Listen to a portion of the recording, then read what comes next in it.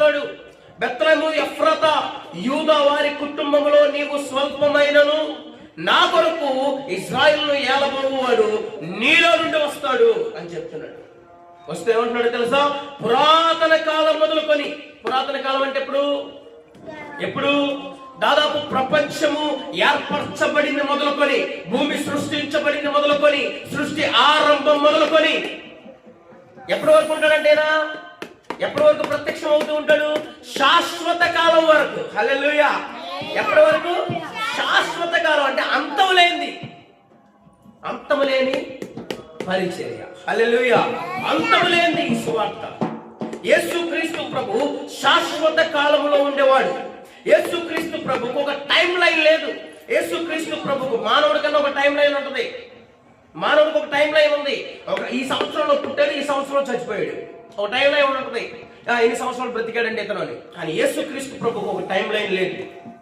ఆయన పురాతన కాలం మొదలుకొని దాదాపు భూమి ఆకాశంలో సృష్టించబడక ముందు నుండి కూడా ఆయన ఉన్నవాడు, నేటికి ఉన్నవాడు, శాశ్వత కాలము కూడా ఆయన ఉండేటువంటి వాడు. హల్లెలూయా! హల్లెలూయా! ఆయన గురించి ఈ రీతిగా మీకా ప్రవచనం చెప్తా ఉన్నాడు. ఏమంటాడంటే ఆయన బెత్లెహేములో పుడతాడు.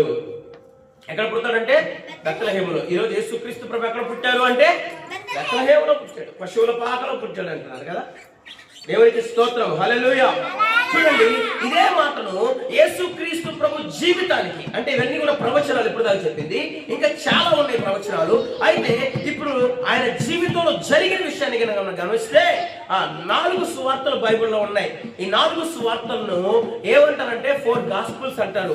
ఈ గాస్పుల్స్ యొక్క పేర్లు ఏంటంటే 1 మత్తయి సువార్త, 2 మార్కు సువార్త, 3 లూకా సువార్త, 4 యోహాను సువార్త. ఈ సువార్తలన్నింటిని రాసింది కూడా యేసుక్రీస్తు ప్రభుతో ఉన్నటువంటి శిష్యులే రాశారు.